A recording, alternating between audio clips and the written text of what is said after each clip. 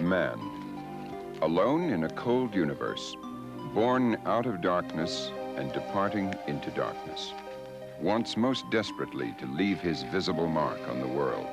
Here, I was here. A human diary, a chain of knowledge that connects everyone to everyone else. All our faith, passion, and skill, all the horror and beauty of the generations past are left for us to ponder.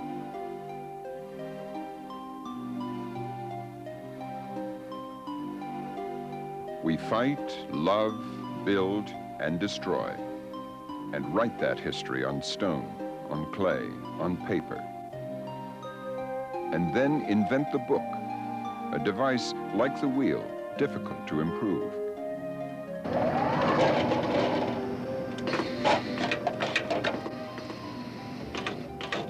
Yet we developed bright new technologies, 60 million words on a single disk, the library of the world in your home.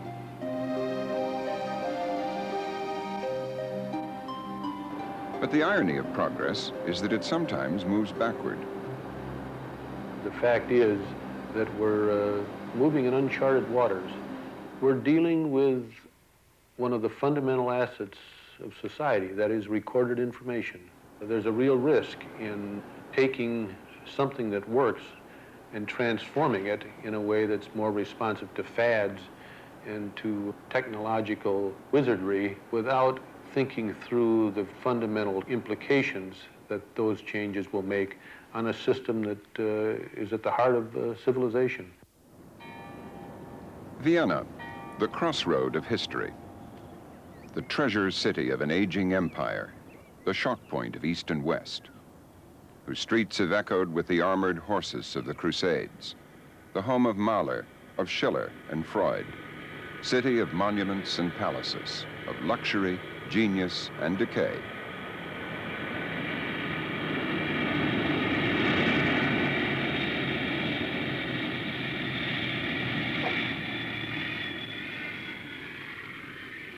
Here from around the world, from India, Belgium, Senegal, from Brazil, China, Morocco, from Poland, from the United States, came delegates to an urgent meeting, the first such consultation in history. From 43 countries they came. In the next few days, they would transcend the often bitter divisions of race, culture, caste, religion, nation, and ideology. For they were united in a new and frightening recognition that in every nation, in every culture, the fortune of the past in books and paper is disappearing.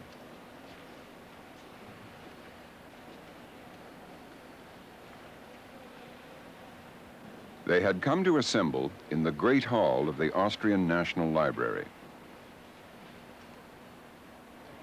They had come, 109 delegates, to consider urgent remedies for a universal crisis.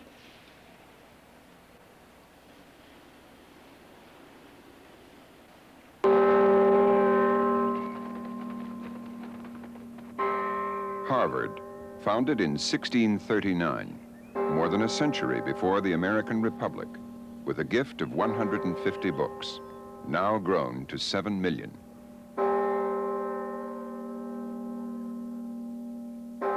Widener Library, the main research library.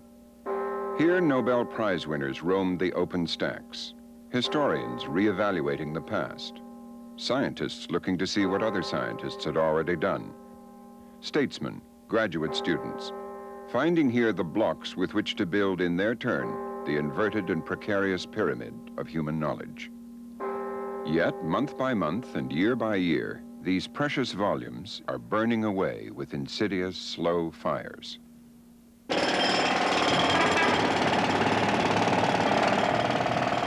The New York Public Library, where immigrants from every continent climbed the long stairway to read without charge the details of our democracy. In a house of stone meant to last out the centuries, but the stone itself was corrupted by acid rain and polluted air, and inside, millions of books are victims of a chemical disease. John Baker, Chief of Conservation. We have miles of books in our stacks, And they're all lined up very neatly on the shelf, shelf after shelf, and they really don't look so bad. But when you open them, many, many of them are so brittle and deteriorated that they simply fall apart in your hands.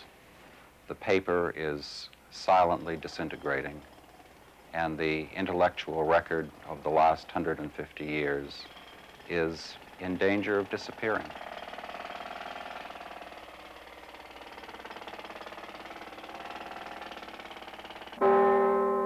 Books and the hunger for books went west with the guns and cooking pots and furniture on the wagons.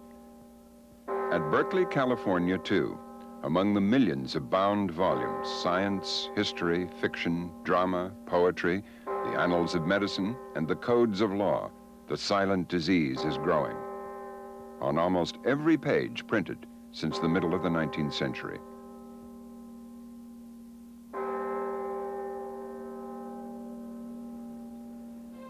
The Library of Congress, the splendid guardian not only of history and its crucial documents, but of the most ordinary books, newspapers, letters, and diaries, the cumulative daily life of the nation, invaluable and irreplaceable. Yet even here, inside this shell of splendid masonry, millions of volumes are falling apart inside their covers and within the very fortress meant to preserve them.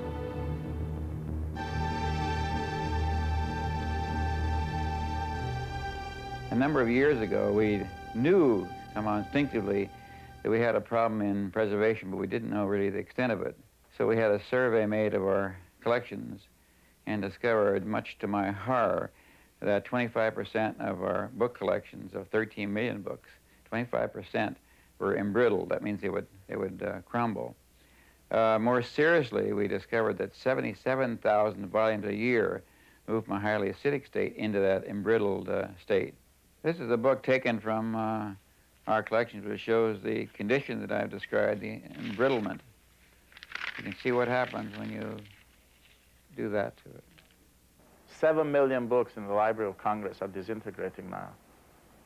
Many millions in all the libraries of this world, not to mention in the third world. In the third world, it's catastrophic because they don't have even minimal resources to preserve their heritage. So America, Europe, Soviet Union, all of us share this problem.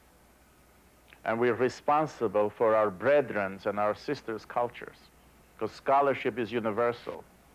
Scholarship cannot be nationalistic. Science is universal. So if some suffer, some disappear, the core of creativity of mankind will disappear.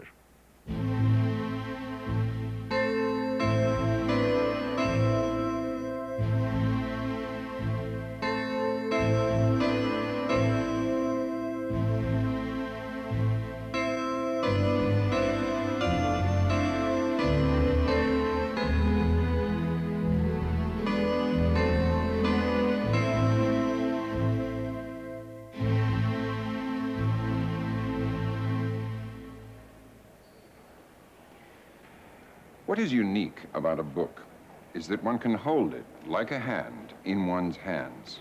It secretes a warmth, the proof of a hidden life. One has only to open the pages, and here is a stranger becoming a friend. It speaks, and we hear the voice of an Einstein. I want to know God's thoughts. Or an Emily Dickinson. The opening and the close of being are alike, or differ if they do, as bloom upon a stalk.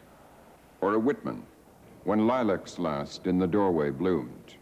And the Old Testament, vanity of vanities, all is vanity. But equally, there are books by fools and lunatics, vain and disputatious men, liars and famous criminals. The sun and shadow of the world are reflected in the white and black of these thin, fragile pages. There are wonders recorded in every book, divine and human. But the greatest magic of all is the transmission between the tiny scratch of letters through 12 inches of empty air into the eye, the opening to the mind of man. Such is the book I hold in my hands. What is endangered here, if any book rots from within, is a piece of the history of the human race.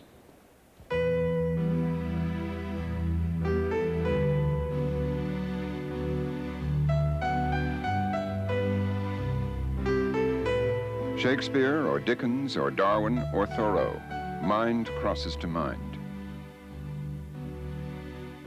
To a law student, an inventor, a musicologist. To a medical researcher, an engineer, an astronomer. To a political scientist, a mathematician, an economist. Mind crosses to mind. To a novelist whose work is based on the rich materials of human history, James Michener. It would be very difficult for a group of 3 people to sit down and think up some subject to write about on which there was no information whatever. The men and women of this world have been very bright people sometimes. German scholars, English clergymen, Russian philosophers, French thinkers. They have written about everything. I have never looked at a subject, and boy, I've had a pretty wide scatter of subjects. I have never looked at one, but what some very bright person a long time ago also looked at it, laid out his data, and provided her insights, and there they all are in the books of the world. And I have lived upon the work that other people did before me, oftentimes long before, and oftentimes in languages that I can't read, have to have translated for me. But there is this wonderful body of knowledge in the world, and it is available for any one of us who wants to probe into it. A great library has not only books, but letters, manuscripts, and diaries, treasures for historian Barbara Tuchman. I can't say that my work is based on primary sources only, but I always try to go back to them if possible. The first time I really extensively used primary material was when I did the Zimmerman telegram, I guess, using the material in the archives, National Archives in Washington. And that's all in the National Archives, which tells you a good deal about the importance and necessity of records like that, because they do hold the truth of history, and without them we'd never get at it. Some people seem to think that the records of the past, books from distant times and remote places, ought to be of interest to the historian only. But that's not true. Every record of a past thought or of a distant place is a part of us, because it shows a possibility of humankind which we couldn't discover in our own city or in our own neighborhood. The library, therefore, is a laboratory of our memory and a catalyst of expectations. It's a place where we learn what we're capable of, and in ways that we could never learn from our friends and neighbors.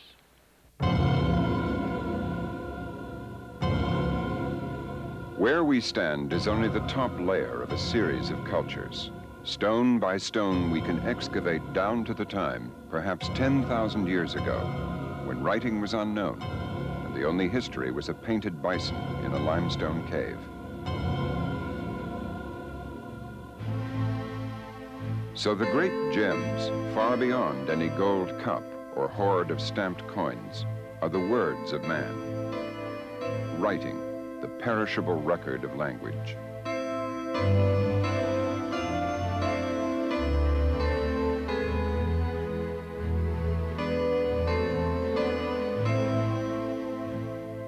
Time, we tend to say, destroys alike the great and the trivial.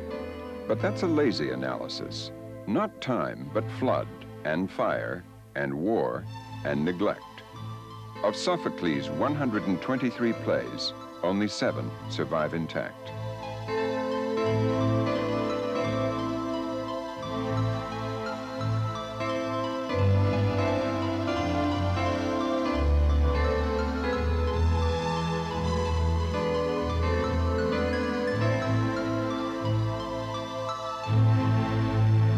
Well, nothing here is missing the bottoms, that these little strokes could be the bottom to the next line. The treasures of 4,000 years of Egypt, reduced to mere fragments, bits of inscribed papyrus, a jigsaw puzzle, with most of it missing. Within a generation or two, our own books in our own libraries will look like this, unless we take heed. Someone said these pieces belong to the same papyrus, but do they? Do we actually have any joins? And if so, can we now mount them so nobody will ever have to push these particular pieces around again? Well, maybe those two pieces would go together. Yeah, that's possible. But we really should try to light and see if the fibers can be followed through. And you can start with like a heavy line right there and see that they do match up. Yeah, they do. So these two should really be mounted together. This is truly a book that has died. There is nothing that we can do about it. No book conservator can preserve it. There's nothing that can be done because it's breaking out of the bindings. When you turn a corner, it breaks. In fact, we have to salvage this book some other way. In universities and research libraries around the world, paper and its permanence have become the subject of intense study and discussion. And rotted in the sun, or it was mixed with lime, which is alkaline, which gave a nice alkaline paper. It was stamped, people stamped it with their feet, or they beat it with sticks. Consequently, the resulting paper was beautiful, white, long-fibered paper. This is late 17th, early 18th century paper. It's beautiful paper. It has long fibers, it has a nice color, it's strong, and I will pass this around in a few minutes with a piece of brittle paper and you can see the difference. So, early paper was beautiful. With the invention of the printing press and the rapid spread of literacy, demand for paper became more and more severe. A never-ending search began for ways to make paper more quickly, more cheaply, and in larger amounts. As years passed, mechanical devices were introduced, and chemicals, such as alum, were added. Alum is acidic. It was the beginning of the real problem. By mid-19th century, when there weren't enough linen and cotton rags, the base for much early permanent paper, paper makers turned increasingly to wood, and more acidic chemicals were used. The acid became a slow-acting time bomb, set to go off in the last decades of the 20th century. Though the problem is now well known, even today, paper makers show too little concern, because only 1% of all the paper they make is used in the production of books. Now, you can understand a little better why, if no other industry is concerned about acidic paper and paper deteriorating, why libraries and archives are voices calling in the wilderness saying, help us, this is terrible, when paper manufacturers are basically saying 1%. In other words, we don't have much economic clout. We have shelf life, as I mentioned earlier, a modern book paper of an average of 50 years.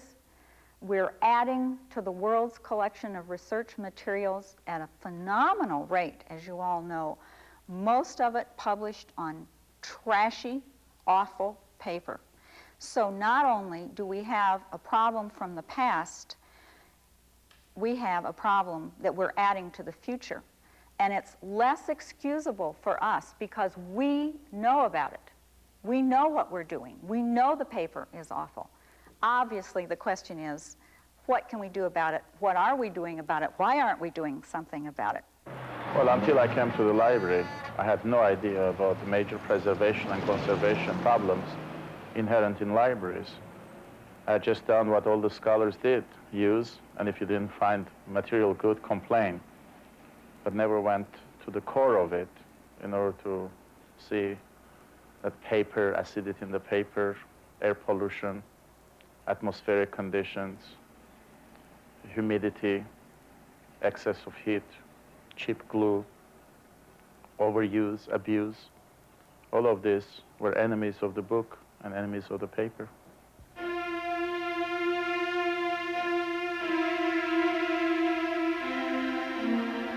1966, Florence, a cruel and universal disaster.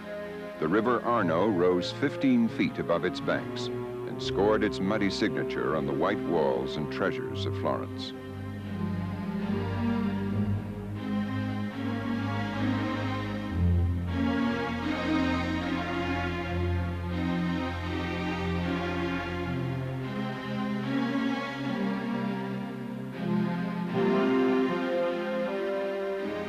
Here in the National Library, there were stored in large stone rooms that could nevertheless not hold back the natural madness of a river, the greatest works of the Renaissance, a world treasure. The manuscripts of Dante and Boccaccio, the sonnets of Petrarch and Michelangelo, and the notebooks of Leonardo da Vinci. What happened in Florence shocked scholars around the world. Money and experts were flown to the sodden halls, so marked with river soil. And there began, little by little, the long effort to scrape away the stains.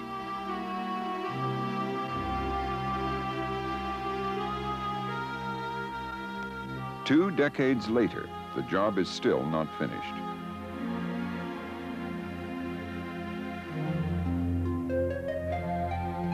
Patiently, page by page, we are being given back the treasure of the past and learning for the future how to preserve it.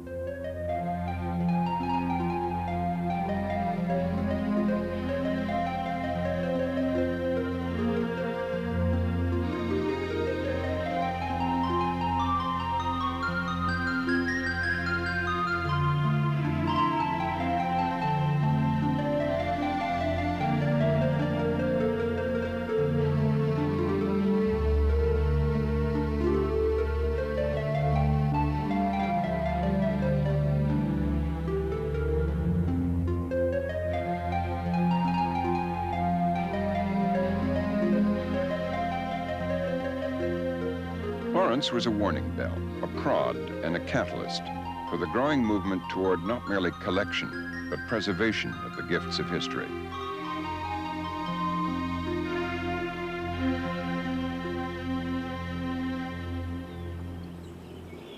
The Northeast Document Conservation Center in Andover, Massachusetts, one of several centers whose job, supported by money and talent from universities and foundations, is to develop techniques and train personnel to keep books and printed paper alive. Posters, documents, journals, maps, photographs, manuscripts, precious artifacts are lovingly restored by patient and dedicated workers. I'm working on a piece of parchment. It is an indenture document that was prepared in 1670, so it's more than 300 years old. You become very aware of the object, how it ages through time on a microscopic level as well as a broader sense. And basically, you begin to appreciate even smaller objects for their aesthetics as well as their content. I'm working on children's books that have a lot of nice publishers' bindings from Victorian period. There are all kinds of nursery rhymes and finger games and things like that that people were using with their children and teaching their children. A lot of things that we work on here are one-of-a-kind things. It makes me feel good to contribute to having these things around. The center also focuses on preventive preservation. My position here is to help curators and librarians take better care of their collections and basically to prevent damage and to actually keep things out of this facility. Here at the center, we can really only treat individual objects, the very best of objects in an institution, whereas curators and librarians have to deal with very large quantities of materials. I conduct on-site surveys of institutions, museums, libraries, historical organizations, town clerks' offices, and I examine the building from the point of view of how well the collections are protected. Another of my responsibilities is to provide assistance in case of disaster, fires and floods that affect library and archival collections. In the case of a major disaster, we're prepared to send somebody to the site and to assist on site. Probably the most common kinds of disasters are fires and floods, and there are different varieties of those. I mean, some of them are natural disasters. Fires are sometimes caused by arson, very frequently, probably most frequently by arson.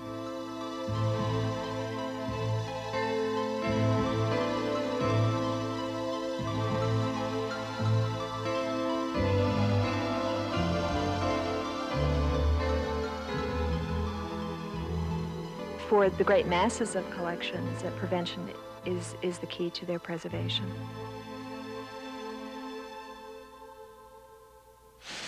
But it is the slow fires, the acid embedded in the paper, that remain the greatest threat. Page by page, at considerable cost, a book may be deacidified by hand.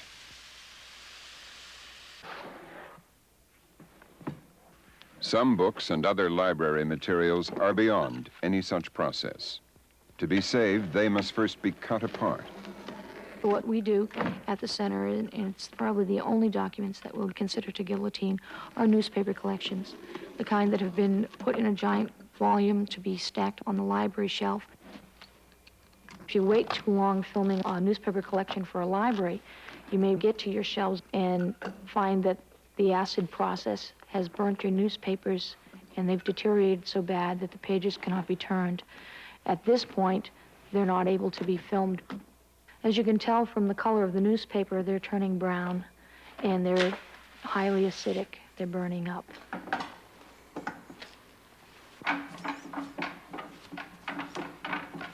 It kind of bothers me to guillotine newspaper collections because I know the actual papers are not going to go back on the shelves. But to contain the information on microfilm is the ideal way to preserve the newspapers so that the viewer will be able to see the construction of that newspaper and all the ads and all the articles and all the neat things of old newspapers. To be saved, these printed materials must be transposed to another medium, of which the most common is microfilm.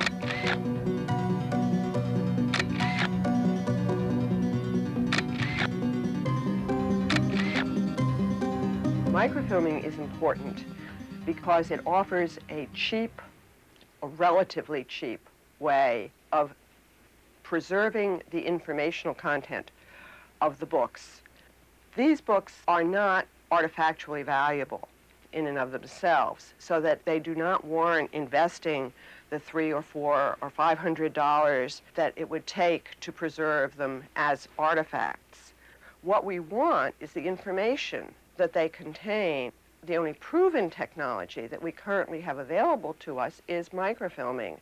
It's an old technology. It's been around in use since the mid-30s. And if it is properly done, and if the master negatives are properly stored, we know that those images will survive for hundreds of years. Oh, microfilm I don't like to use, really. When I have used it, I mean, sometimes it's invaluable. For instance, for Stilwell, I found at the New York Public Library, by sheer chance, that there had been a regimental journals buff who'd collected regimental journals, including one that was published in Peking when Stilwell was an officer there in the 15th Infantry.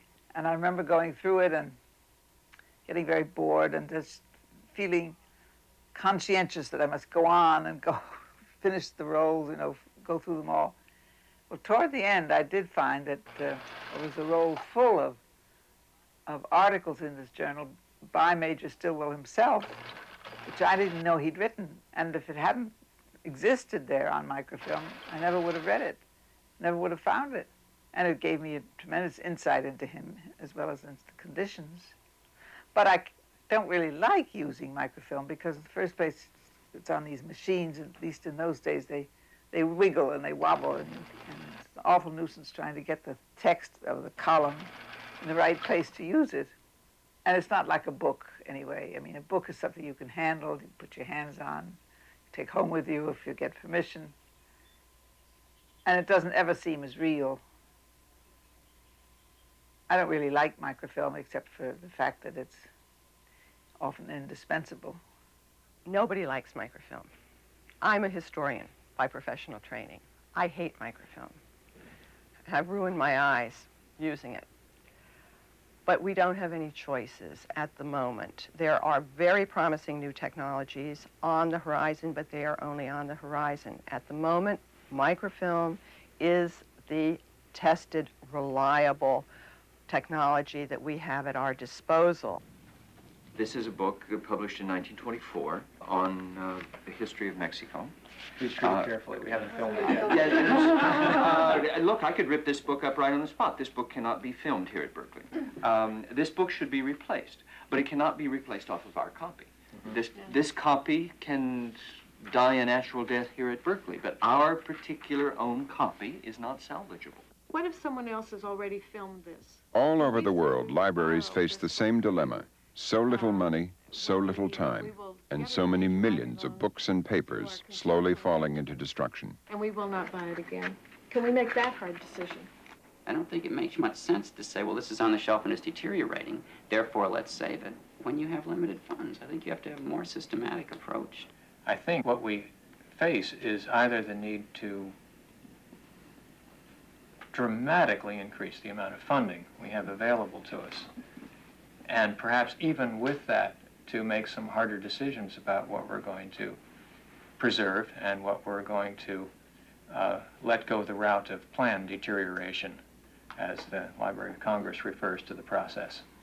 Well, I'm hearing all of the needs, and I'm back to what Arthur was saying about the national or international preservation challenge of retaining the human record versus the Berkeley challenge of retaining a working library, a real library, a research library. I don't know where we're going to come out on that. And here again, it seems to me we are faced with the choice that the unfortunate souls on the Titanic were faced with. The boat's going down and there aren't enough lifeboats.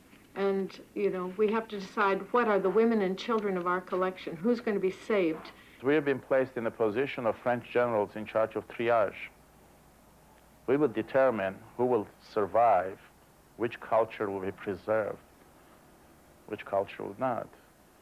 And after 2,000 years, this is a very, very awesome responsibility to bear. If Orwell was writing now, Orwell would not say, ban things, so just publish on cheap paper.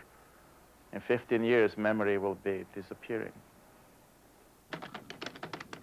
If we have the courage to measure honestly this chemical disease, this secret smoldering fire, the great damage is not to the rare books, which are carefully protected, nor even to the works of prominent authors, for whom, when one book dies, a copy can and will be freshly printed. No, the most terrible destruction will be to the great mass of ordinary materials. Among them, the records and statistics the Library of Congress relies on in filling the more than 400,000 requests for information received yearly from Congress. AFDC limit plus my employment put us over the limit, so we did not receive any AFDC then. The daily minutes of our lives, recorded in ordinary novels, ordinary texts, ordinary letters and diaries, even the poor, bad, or trivial ones. The great task of libraries worldwide is the preservation of the ordinary.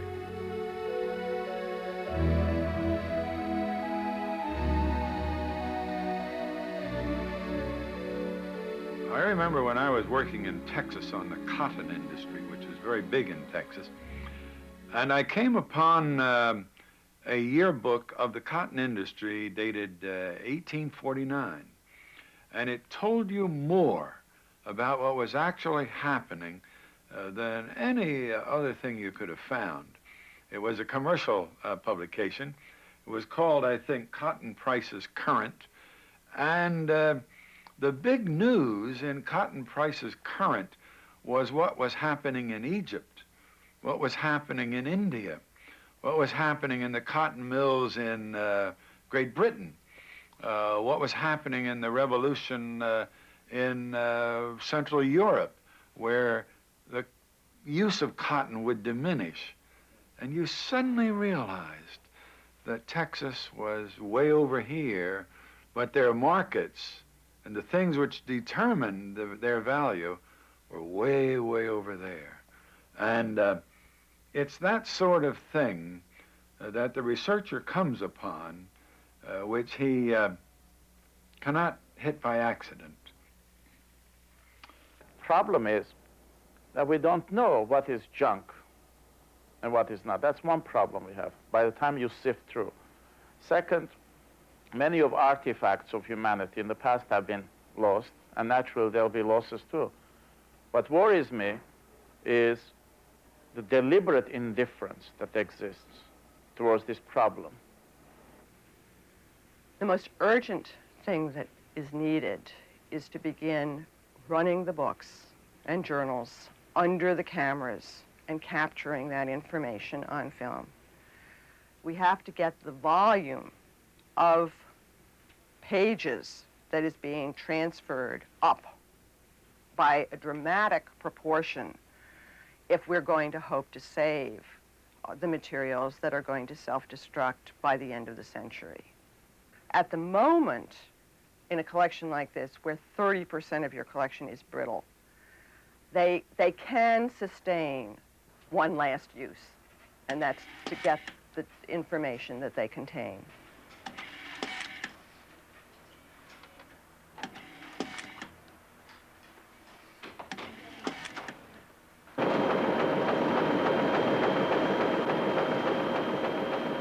Of the making of books, there is no end. So said Ecclesiastes. Ours is a paper culture, a civilization built on paper, bearing symbolic marks. We are, in fact, threatened by a paper flood. Every working day, into the complex of the Library of Congress flow 6,000 new items.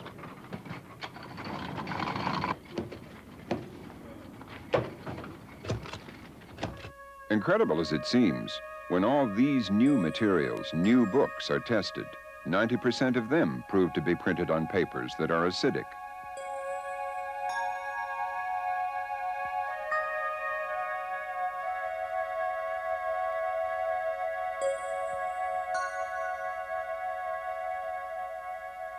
What do you think of Emmett's idea of making the carts 6 high instead of 4? Do you think that's going to have any impact on the number of books we can put in the chamber? To deal with the chemical problem, some hopeful new chemical solutions. The Library of Congress, along with a few other libraries of the world, is developing a mass deacidification process to neutralize the acid in books on a large scale by putting thousands at a time into closed chambers and saturating them with a neutralizing vapor at a minimal cost per book.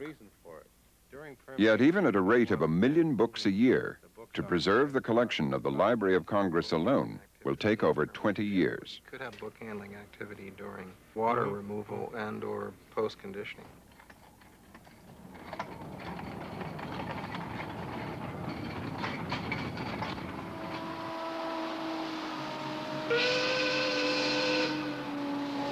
Westbrook, Maine, the S.D. Warren paper mill. There's considerable movement now to use alkaline paper in the printing of books, paper which will last hundreds, perhaps thousands of years longer. This mill is producing such paper and doing it at a profit. And the alkaline paper produced here costs the publishers no more than acid paper. But not enough publishers require it, so the volume of demand is a problem, as is the initial investment for paper mills to convert to a different technology.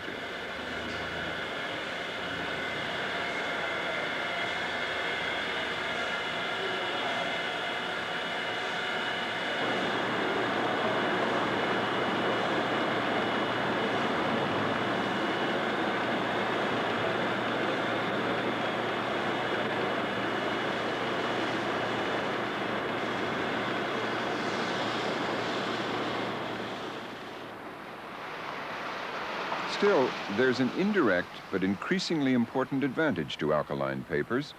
The manufacturing process is far less damaging to the environment, far less polluting to the streams and rivers that all paper mills require.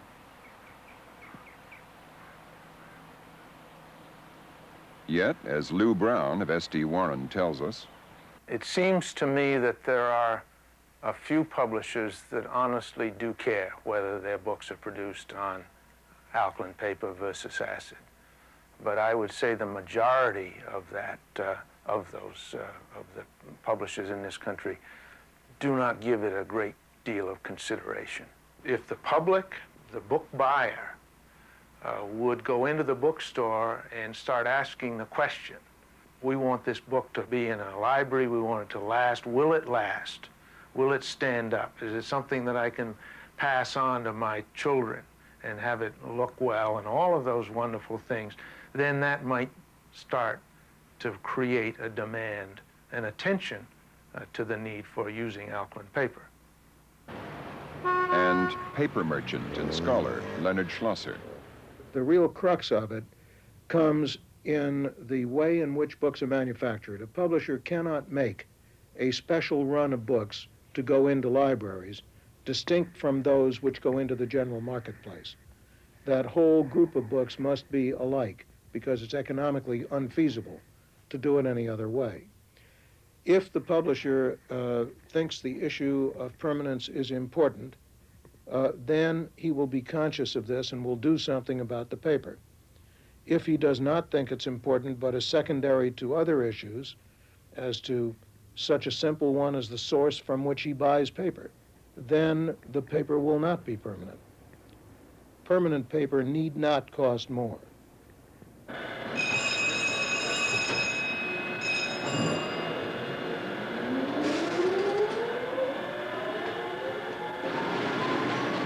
Not all publishers are deaf to these important issues. All university presses now use acid-free paper, and the volume of university publication, once small, is growing rapidly. These presses have the good conscience to print books that can be read by our children and grandchildren and generations beyond.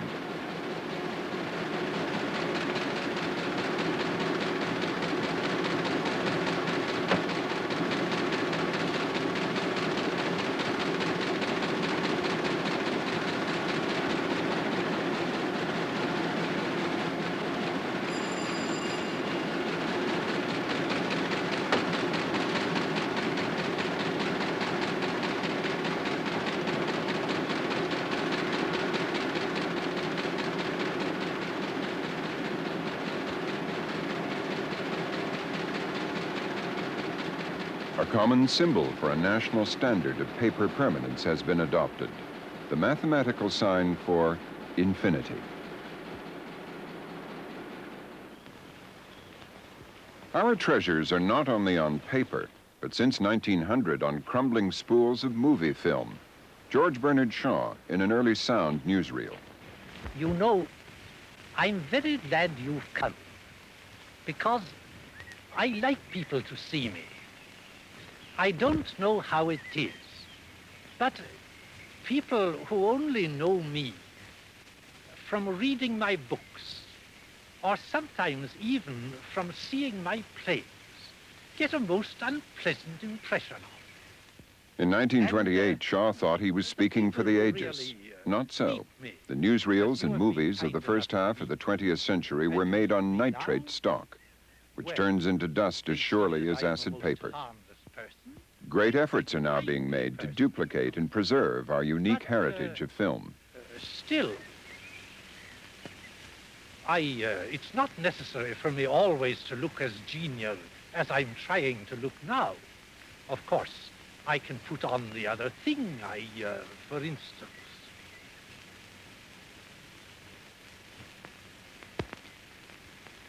Now that is what I call my Mussolini study. Rodriguez, chanté par Monsieur Francisco pour la compagnie des phonographes Le Columbia. From the earliest recording devices, all of recorded sound is also in danger. records and tapes eventually crack, warp, peel, wear down, or remagnetize into mere noise.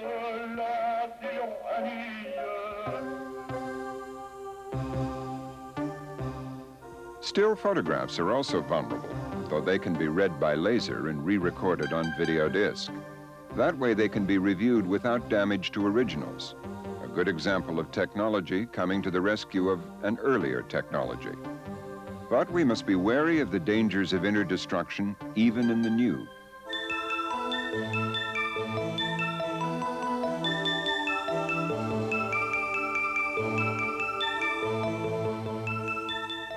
More and more, the raw data of our civilization are contained on magnetic materials. Materials subject to their own slow and secret fires, their own forms of deterioration, and to technological obsolescence. Often it's harder and more perplexing to preserve the most advanced technologies.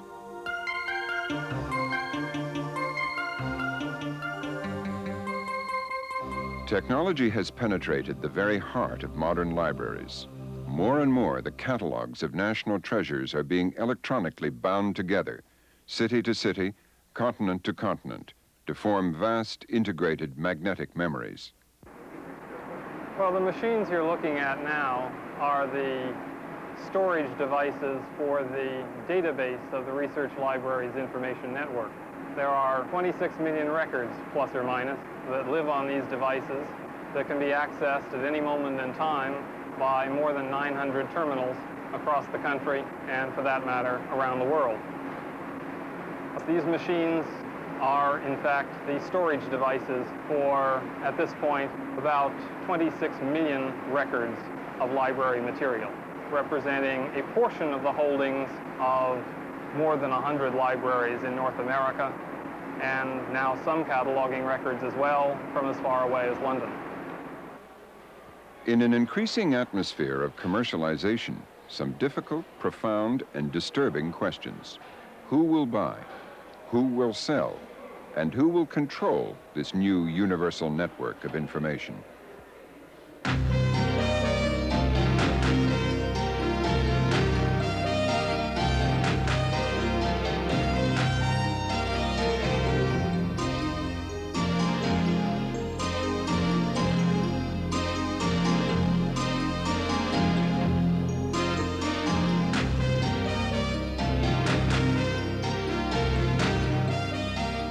There's a lot of concern about the fact that we'll have information haves and have-nots because the electronic format permits a control over the ownership of that information that was not possible before.